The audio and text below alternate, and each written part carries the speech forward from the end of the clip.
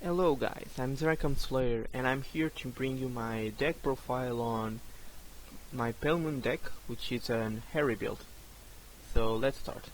Let's start by the grade zeros. My starter is Happiness Collector. His skill is Forerunner. When a unit of the same clan ride this unit, you may call this unit to rearguard circle. So pretty standard. All the starters have this skill run nowadays. Then his other skill is Generation Break 1. Put this unit into your soul. When another unit is placed on rearguard from your soul, you may pay the cost. If you do, draw a card and soul charge one. So this card is good because it draws you a card. It's a +1 and really good for defending purposes. Then you have a soul charge, which is really important as Pale Moon because we need to have a lot of good cards in our soul because we use our soul a lot for calling units from there. Then from the triggers, I have 4 heal, any heal. I have 6 stand. Why 6 stand? I probably use 6 stand because of the stand skills, which are really good and needed from these decks, and because we'll get a lot of high numbers with this deck. So the stand will be there, right. So I use 3 Mischievous Guard of the Mirrorland. His skill is when this card is put into your soul, Chivalric 1, when this card is put into your soul, you may pay the cost, which is put this unit on top of your deck. And then if you do, you choose any card from your deck that is not him or her, and you put into your soul. This is really good because with this, you can choose what card you want to have in soul. Then I use 3 Sky High Walker because which skill is put each unit to your soul. If you have a Pale Moon Vanguard, choose a card from your gem tool and turn it face up. This is really needed because you counterbalance a lot on this deck and Pale Moon don't have a lot of counter charge options, so it's really useful. Then I use 6 crit, of course, 4 of the airy crit, which is when your Vanguard attacks, if you have a grade 3 or greater Vanguard Harry in this card name, you may pay the cost, which is put this unit in your soul, and if you do, you draw a card and choose one of your Vanguard and gets +5k.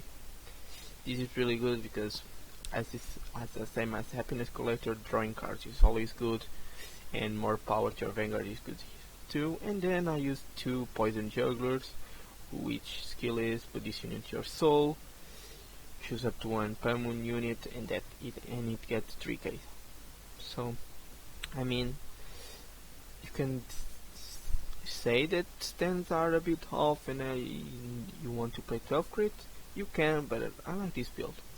Then for grade 1s, first the obvious one, I use 4 Stride Fodders because this deck is really reliant on GB1, so you want to be striding the best you can. The most times you can, and because I only run 7 great Ts as you will see. Then I use 4 Perfect Guard Gs because, as I said with the Sky High Walker, you will need unflip mechanics. So yep, that's it. Then I run 3 Intensively Sweet Clown, which skill is G-Break 1.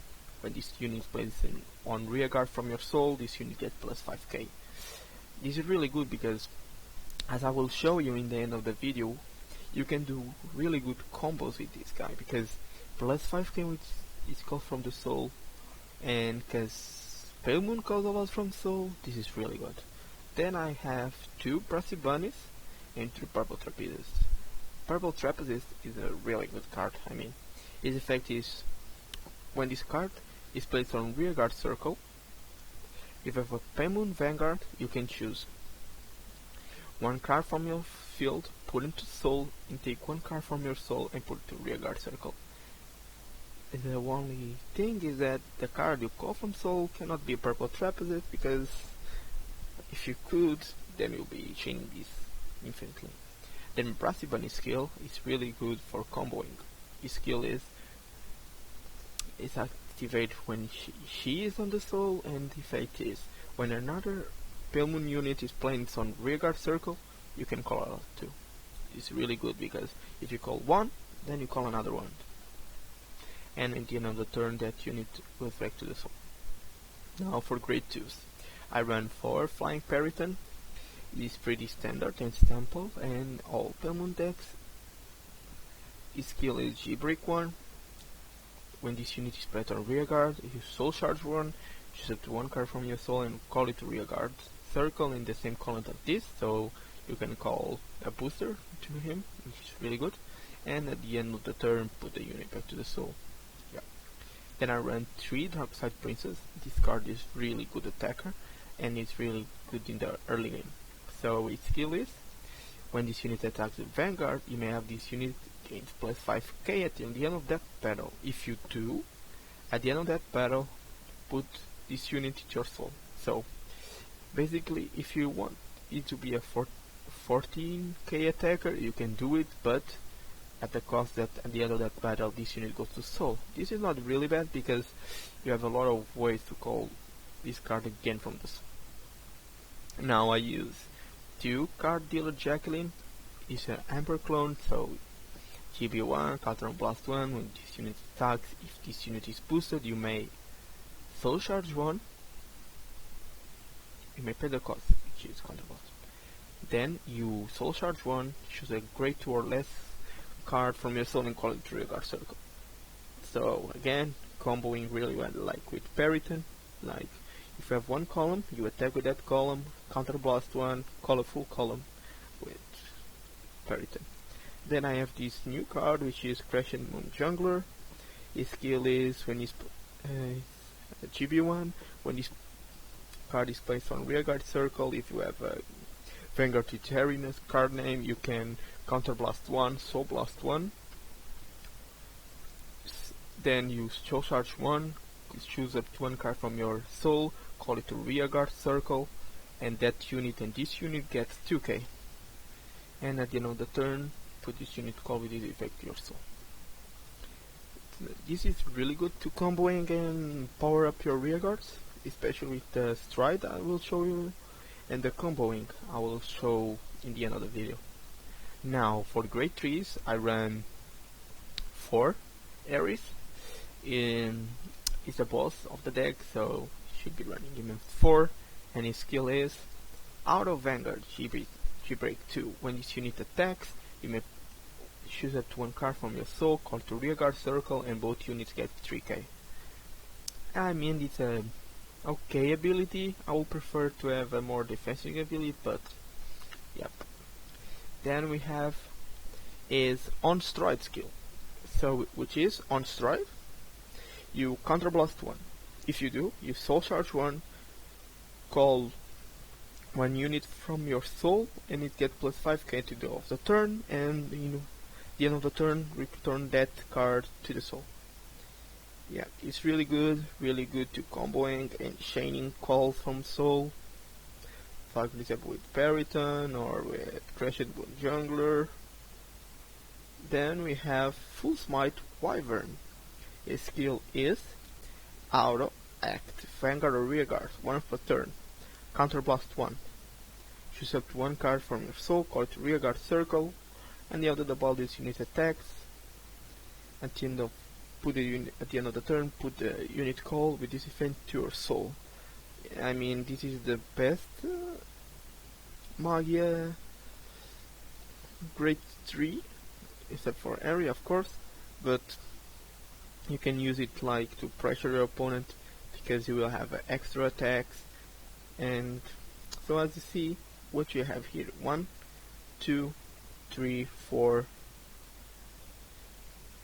units that counter blast. So as you can see, it will be counter blasting a lot, so that's why I ran 2 and flip mechanics.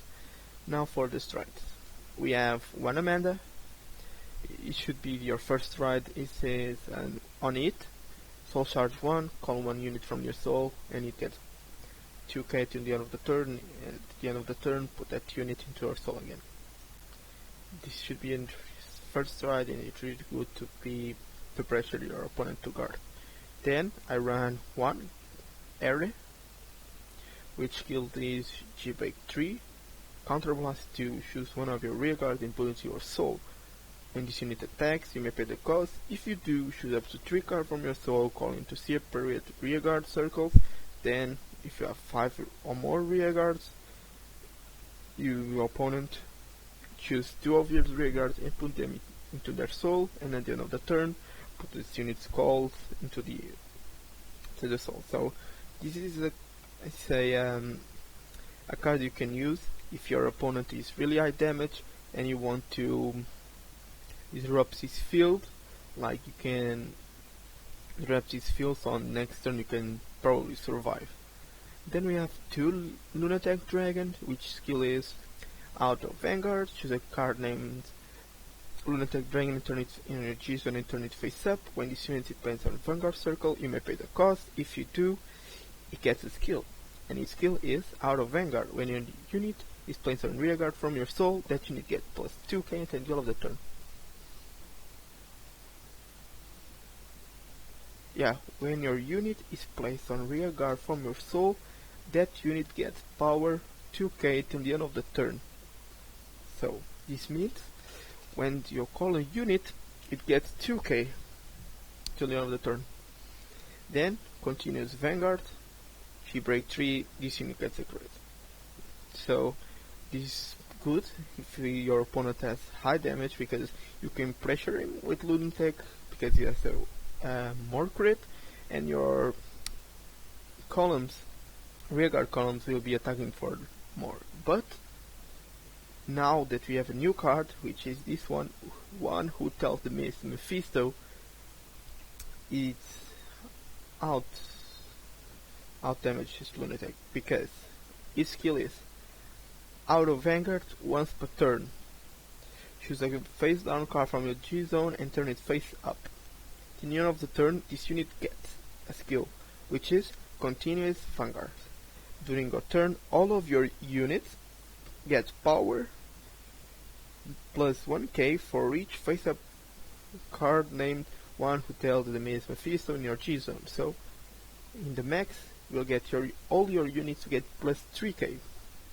But let's see, compared to Lunatic. Lunatic gives 2k to every unit is placed on rearguard from your soul. So all your rearguards, if you call them from soul, will get 2k. But Mephisto will get at the maximum 3k to every unit, which includes himself.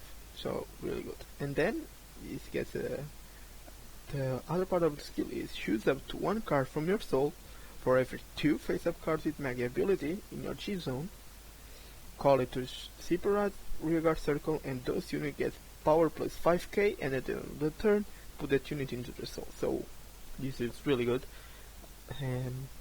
because you can 5k to 2 units at maximum. So now we'll go to deck testing here, and I will show you the combo you can do with this deck. So first, you will be needing at grade 3, of course, and you will need some cards in your soul. You will need this card in your soul, this one, 2 of these ones, a Brassy Bunny,